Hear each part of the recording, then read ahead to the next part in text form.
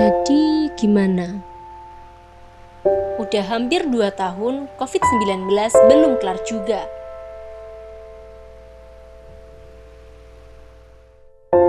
Tapi semakin kesini, jumlah orang yang terinfeksi juga semakin banyak. Tenaga medis mulai kewalahan. Kami udah lelah. Bahkan, dulu sempat ada penolakan jenazah yang meninggal karena COVID. Menolak pemakaman pasien COVID-19. Sampai kapan kita ini, Mbak? Sampai kapan kita nggak tahu sampai kapan? Pemerintah pun sudah mengeluarkan berbagai kebijakan dalam menghadapi COVID-19, mulai dari karantina hingga PPKM. Akan tetapi, banyaknya masyarakat yang masih tidak patuh, melanggar peraturan, membuat angka penularan COVID semakin tinggi.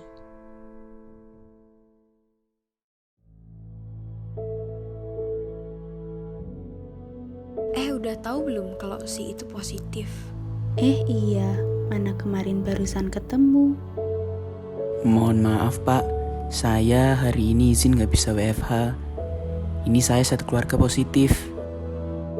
Innalillahi wa inna ilaihi raji'un.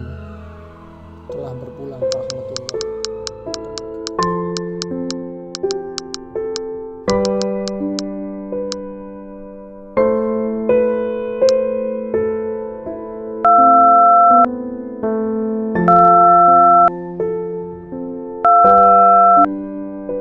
Halo, Sas? Gimana kabarnya? Udah sehat? Ini masih demam sih. Ayah ibu pun juga. Semua keluargaku kena nih. Sekarang, kita pasti udah sering dengar berita duka. Bahkan, orang terdekat kita sendiri, teman, ataupun keluarga. Mau sampai kapan? Para ahli sudah membuat skenario mengenai pandemi ini di Indonesia. Dari mulai yang terparah, sampai yang cepat selesai. Lalu, gimana caranya supaya pandemi ini tidak bertambah parah lagi? Lihat kan, gimana cerita tadi menggambarkan kondisi saat ini. Lalu, sebagai muslim, apa yang sudah kamu lakukan? Udah coba buat bantuin para korban? Udah coba sedekah buat penanganan pandemi? Atau udah coba bersabar buat nggak keluar rumah dan mematuhi protokol kesehatan? Diriwayatkan dari berbagai hadis, Rasulullah SAW sudah mencontohkan kepada kita semua tentang bagaimana cara menghadapi wabah penyakit ini. Yang pertama adalah sebuah hadis riwayat Ahmad yang berasal dari Aisyah radhiyallahu anha mengenai bagaimana sikap Rasulullah ketika menghadapi wabah. Sesuai dengan hadis tersebut, dalam menghadapi wabah COVID-19, kita harus senantiasa bersabar dan menahan diri untuk tidak keluar rumah. Karena apa? Wabah COVID-19 ini dapat cepat menular apabila kita saling bertemu dengan orang lain.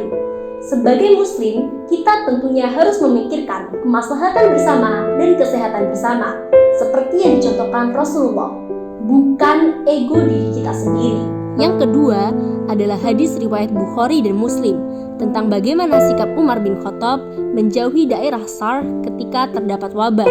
Sebagai umat muslim, kita harus tahu bahwa COVID-19 ini cepat menyebar dan menular satu sama lain dengan jumlah korban yang sangat banyak.